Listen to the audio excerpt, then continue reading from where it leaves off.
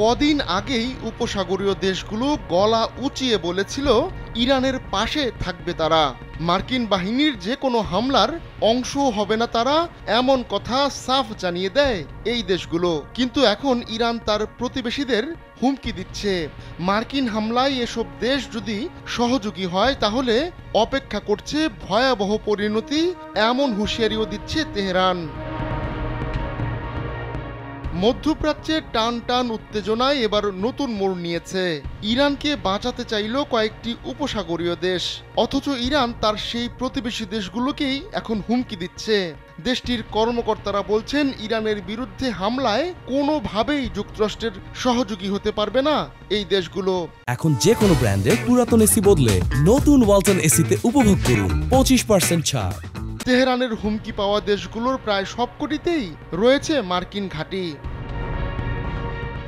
বার্তা সংস্থা রয়টার্স এক প্রতিবেদনে জানিয়েছে, ইরাক, কুয়েত, সংযুক্ত আরব আমিরাত, কাতার, বাহরাইন ও তুরস্ককে কঠোর ভাষায় সতর্ক করেছে ইরান। সতর্ক বার্তায় বলা হয়, এসব দেশ যদি মার্কিন অভিযানে সহায়তা করে, বিশেষ করে নিজেদের আকাশ সীমা বা ভূখণ্ড ব্যবহারের অনুমতি দেয়, তাহলে তাদেরকে গুরুতর পরিণতি ভোগ করতে হবে। ইরানের সর্বোচ্চ নেতা আয়াতুল্লাহ আলী খামেনি দেশটির সশস্ত্র বাহিনীকে সর্বোচ্চ সতর্ক অবস্থায় থাকার নির্দেশ দিয়েছেন।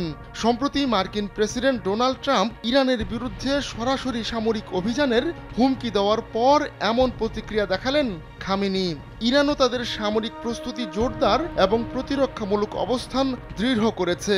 এতে করে পুরো উপসাগরীয় অঞ্চলে যুদ্ধ ছড়িয়ে পড়ার শঙ্কা তৈরি হয়েছে। আরব উপসাগরীয় দেশগুলো এখন এক জটিল পরিস্থিতির মুখে পড়েছে। একদিকে তারা যুক্তরাষ্ট্রের ঘনিষ্ঠ মিত্র, অপরদিকে মার্কিন হামলায় সহায়তা দিলে ইরানের প্রতিশোধের ঝুঁকিও রয়েছে।